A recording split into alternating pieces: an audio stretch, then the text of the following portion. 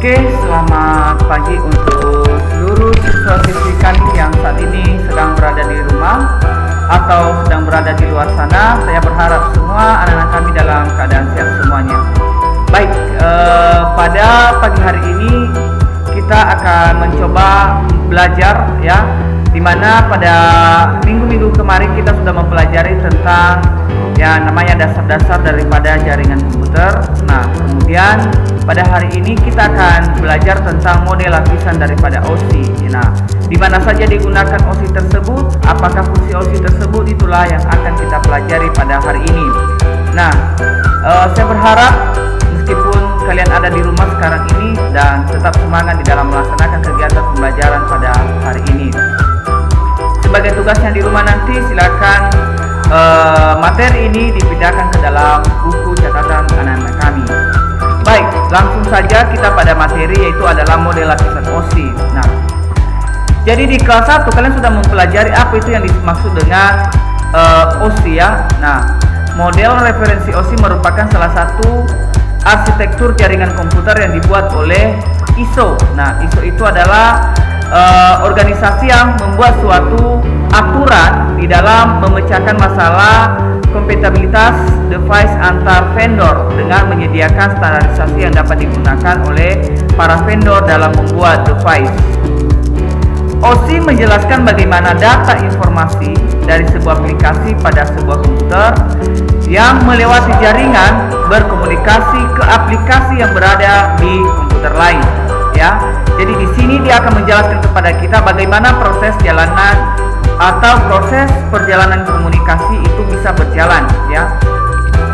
Nah, ini adalah proses atau model daripada lapisan OSI. Nah, ini dimulai pada layar yang ke-7, 6, 5, 4, 3, 2, 1. Nah, di mana model lapisan 7, 6, 5 itu adalah aplikasi, sementara yang 4 sampai 1 itu adalah merupakan data transport. Nah, kita akan pelajari satu persatu ya pembagian tersebut.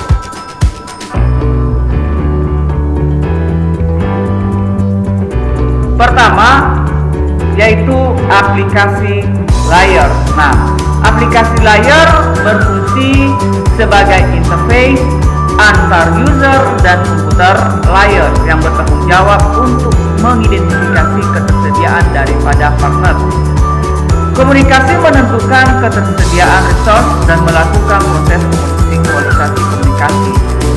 Aplikasi layer menentukan identitas dan ketersediaan dari partner komunikasi untuk sebuah aplikasi dengan data yang dikirim. Beberapa contoh yang bekerja di aplikasi layer antara lain ya, ada yang pertama adalah telnet ya, atau telecommunication network ya.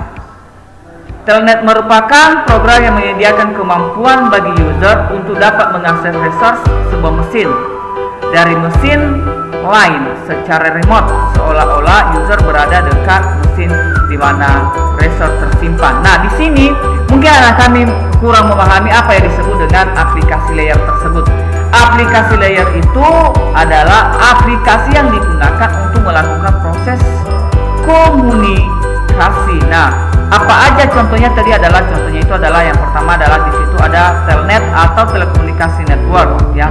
Yang kemudian adalah FTP atau File Transfer Protocol, di mana FTP ini merupakan sebuah program yang berfungsi mengirimkan file dari suatu host ke host yang lain melalui jaringan dan lain-lain. Kemudian presentasi layer. Nah, presentasi layer ini menyediakan sistem penyajian data ke aplikasi layer ya. Kemudian menyediakan sistem pembentukan kode format coding, misalnya format ASCII yang digunakan komputer IBM ya, digunakan oleh mesin IBM. Itu menyediakan proses konversi antar format kode yang berbeda. Keempat, menyediakan layanan translation. Presentase layer menjamin data yang dikirim dari aplikasi layer suatu sistem dapat dibaca oleh layer aplikasi di sistem yang lain. Kelima adalah menyediakan sarana untuk melakukan compression ya, dan compression description.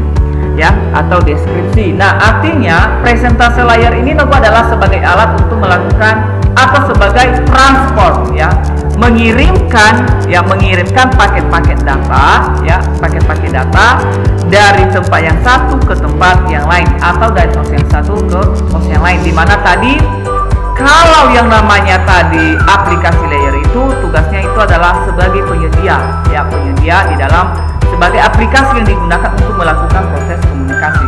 Sementara presentase layar itu adalah yang melakukan proses pengiriman sehingga paket-paket yang dikirim tersebut dapat terkirim dengan baik atau bisa sampai di tempat tujuan. Nah, beberapa contoh aplikasi yang bekerja di presentase layar antara lain adalah ada di bawah ini. Pertama ada PIC, ada TIFF, ada JPG merupakan format data untuk aplikasi berupa gambar atau image, ya. Kemudian ada MIDI, kemudian dan sebagainya. Nah, semua beberapa contoh aplikasi yang bekerja di presentase layar ini adalah merupakan aplikasi bentuk dari beberapa aplikasi layer yang digunakan untuk melakukan proses komunikasi agar data-data tersebut dapat sampai di tempat tujuan. Nah, kemudian session layar. Nah, session layar itu berfungsi dan bertanggung jawab. Pertama, mengkoordinasi jalannya komunikasi antar sistem. Mengkoordinasi, kalau dikatakan dia mengkoordinasi itu adalah sama artinya adalah mengkoordinir dia sehingga proses komunikasinya itu dapat berjalan dengan baik. Kemudian melakukan proses pembentukan, pengolahan dan pemutusan session antar sistem aplikasi. Itu melakukan proses pembentukan yang dimulai dari awal proses komunikasi dibentuknya itu hingga pada saat proses komunikasi berakhir. Yang ketiga adalah mengendalikan dialog antar device atau node, yaitu apakah proses komunikasinya itu bisa berjalan atau tidak berjalan. Misalnya kalau kita melakukan komunikasi, apakah suara kita itu bisa terdengar dengan jelas atau tidak terdengar dengan tidak jelas. Itu yang bertugas di situ adalah session layer. Kemudian berikut adalah beberapa contoh protokol yang bekerja di session layer. Yang pertama adalah remote protocol yang disebut dengan RPC, merupakan protokol yang menyediakan mekanisme klien atau server pada sistem operasi Windows. Berikutnya adalah Network File System, dibangun oleh Sun Microsoft System dan digunakan oleh Workstation atau TCP/IP, ya, untuk mengakses unit agar dapat mengakses remote resource, yaitu di sini proses penggunaan yang disebut dengan alamat IP.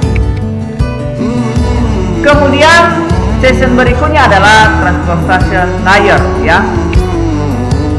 Transportation layer itu bertanggung jawab dalam proses pertama, pengemasan data upper layer ke dalam bentuk segmen, ya. Yang kedua adalah pengiriman segmen antar host, ya, pengiriman segmen antar host. Kemudian adalah penetapan hubungan secara logika antar host pengirim dan penerima dengan membentuk virtual switch, ya. Keempat, secara operasional menjamin proses pengiriman data yang dapat diandalkan. Artinya, proses pengiriman itu, misalnya file-file itu dapat sampai di tempat tujuan dengan selamat. Nah,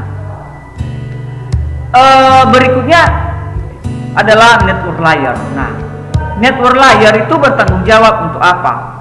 Yang pertama, melakukan mekanisme routing melalui internet network atau router yang merupakan device yang berfungsi membawa traffic antar host yang terletak dalam network yang berbeda.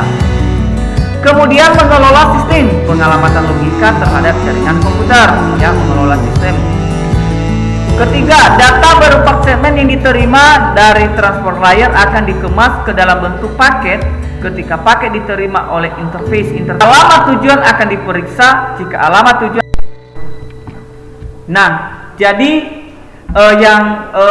network layer tadi sambungan daripada network layer apa tanggung jawabnya? Data berupa segmen yang diterima dari pada transport layer akan dikemas ke dalam bentuk paket.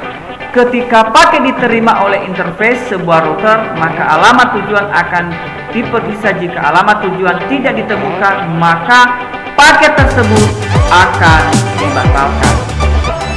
Berikutnya, apa layer yang berikutnya? Layer yang berikutnya adalah yang disebut dengan data link layer. Data link layer bertugas menjamin pesan yang dikirim ke media yang tepat dan menerjemahkan pesan dari network layer ke dalam bentuk bit di physical layer untuk dikirim ke host lain. Data link terbagi dalam dua sublayer. Ya, yang pertama Logical Link Control atau LLC yang bertanggung jawab mengidentifikasi protokol network layer dan kemudian melakukan eksekusi protokol tersebut. Isi daripada LLC akan menentukan langkah selanjutnya yang harus dilakukan ketika menerima frame dari host lain yang bertindak sebagai service atau access point. Sebagai contoh, ketika host menerima frame, LLC akan mengerti bahwa paket yang ditujukan untuk protokol IP di network layer itu adalah tepat. Kemudian, media access control ya mendefinisikan bagaimana paket ditempatkan pada sebuah media dalam sublayer ini. Sistem pengalamatan hardware didefinisikan sebagai berikut ya. Yang berikutnya adalah physical layer. Nah, apa sih fungsi daripada physical layer itu? Adalah tanggung jawab daripada layer ini adalah melakukan pengiriman dan penerimaan bit. Physical layer secara langsung menghubungkan media komunikasi yang berbeda-beda. Physical layer menentukan kebutuhan-kebutuhannya secara elektrikal, mekanikal, prosedural untuk mengaktifkan dan memelihara dan memutuskan jalur antar sistem secara fisik. Nah, jadi untuk anak-anak kami, secara secara realnya di sini disimpulkan bahwa layar-layar ini diberikan tugas serta beberapa contoh aplikasi yang protokol yang digunakan. Contoh aplikasi layer, apa fungsinya di sini sudah disajikan dengan begitu rapi. Yang pertama, menyediakan servis bagi aplikasi network. Nah, apa contoh protokol yang digunakan? Ini dia. Berikutnya presentase, ini fungsinya, sesi fungsinya sudah tersedia dan sebagainya. Nah, saya berharap materi ini bisa dipahami. Kenapa saya tidak jelaskan secara mendetail? Dikarenakan di kelas 10 anak-anak kami sudah mempelajarinya. Di kelas 12 ini atau di kelas 11 ini hanya saya mengulas sedikit apa saja materi yang sudah dipelajari semester yang lalu atau tahun lalu di kelas 10 sehingga tidak lupa, sehingga pada saat kita melanjutkan materi pada jaringan WAN yang akan datang, anak-anak kami sudah mengetahui. Yang pertama kemarin yang sudah saya jelaskan itu ada atau yang sudah saya review itu adalah tentang pengenalan yang namanya jaringan dasar, pembagian daripada jaringan-jaringan komputer dan fungsinya. Hari ini adalah lapisan OSI ya, dimana apa fungsi lapisan OSI itu tadi adalah sebagai infrastruktur daripada proses komunikasi dalam sebuah jaringan komputer. Jadi saya berharap anak-anak kami semua sudah bisa memahaminya, dan minggu ke depan kita akan melanjutkan dengan materi yang berbeda. Nah, demikian untuk bisa anak kami pahami, dan Tuhan Yesus memberkati.